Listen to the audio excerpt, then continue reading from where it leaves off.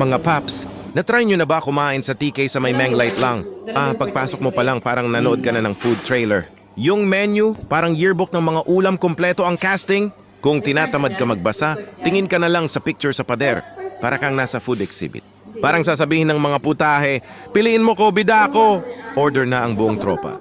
Siyempre, una laging dumarating ang inumin feeling VIP. Iced coffee jelly. Milo Ping na mukhang may love life.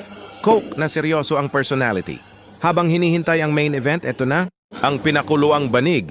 Tsa pangalan pa lang parang may sariling teleserye. Sunod-sunod na ang pagpasok ng mga artista, crispy noodles, seafood fried rice na hindi nagtitipid sa sahog, kiladi kamote, kahit di mo mabigkas, masarap pa rin.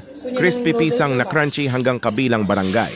At syempre, ang personal kong choice ang crispy fried tofu na may manok na sahog tofu na nag-decide maging main character. Hizuta, walang tapon. Lahat masarap. Yung tipong tahimik ang mesa kasi busy ang bibig. Solid mga paps, balikan worthy. Next time, diet ulit. Pero hindi ngayon.